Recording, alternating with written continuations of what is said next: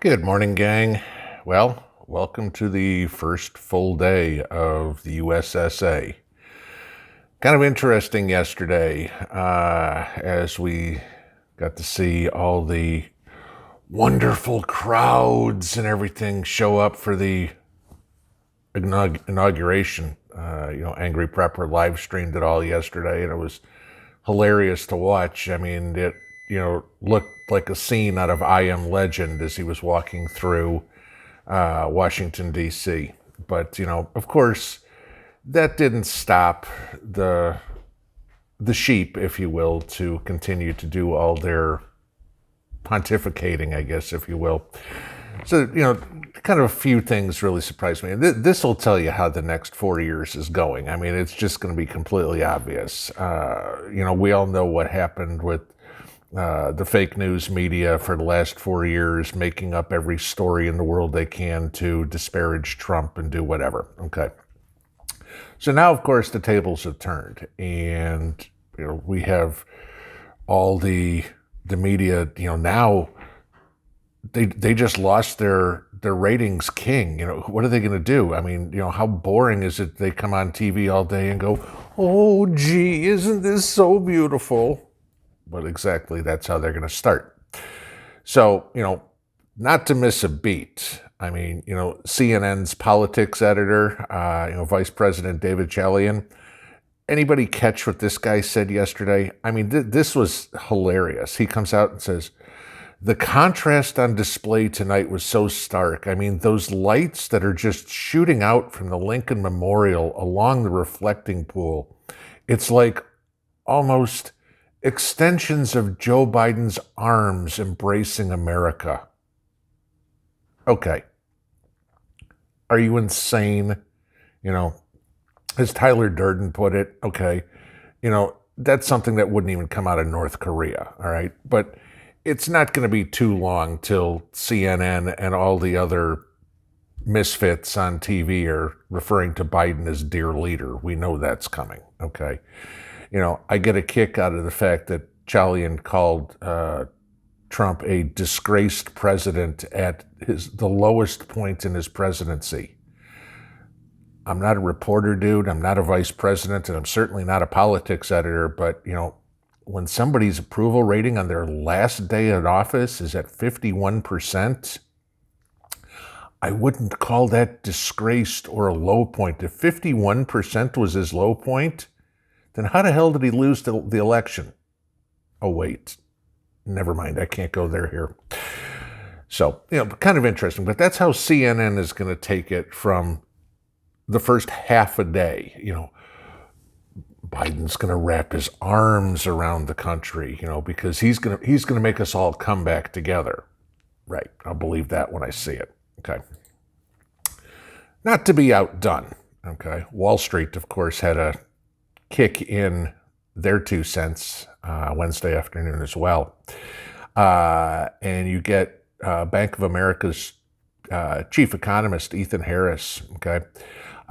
He came out and said, mind you, this is miraculously on the day that Biden's president, we're at the beginning of the end of the COVID crisis.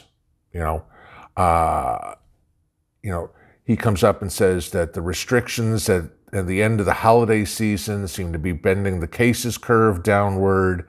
The vaccine rollout is going fabulously. And we're controlling all of this so well. Okay. This is what Bank of America literally comes out and publicly says. Okay. Now, this also came out yesterday. All right. China is now barricading Beijing because they're locking down 1.7 more million people as the latest strain of COVID hit. California topped 3 million cases on Wednesday. All right. The United Kingdom saw record deaths on Wednesday. Okay.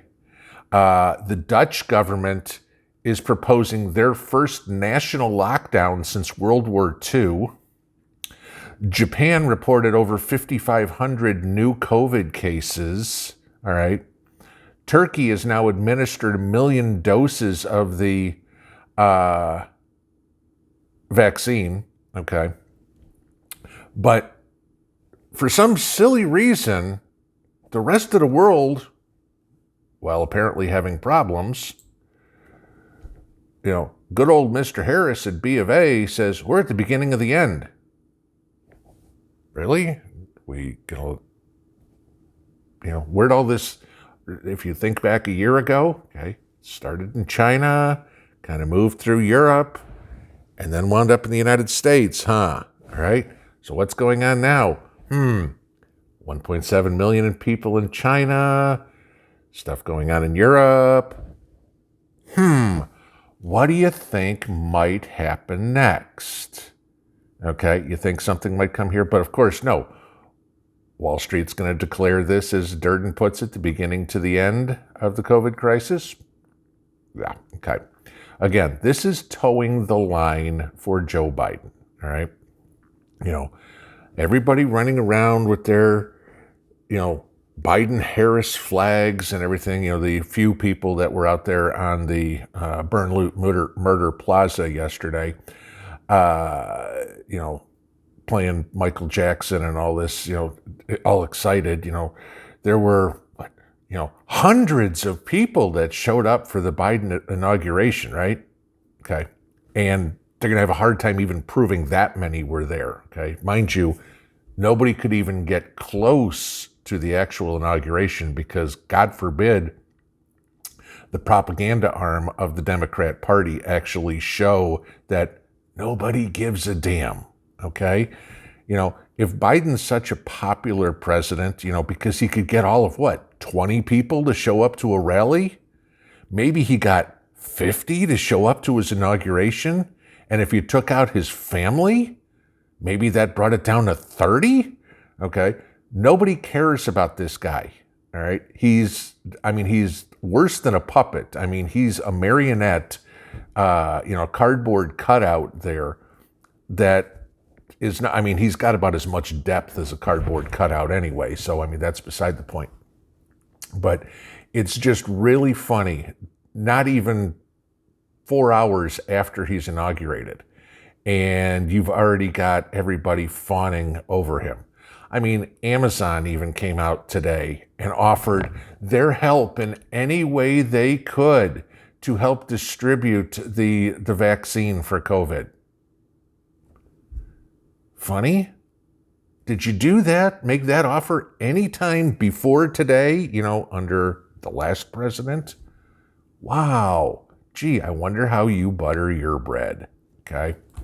Face it, guys, the American public is not stupid, okay? We can see right through this. And if you guys are, not you, but if these morons out there actually think that we're falling for this, they're sadly mistaken.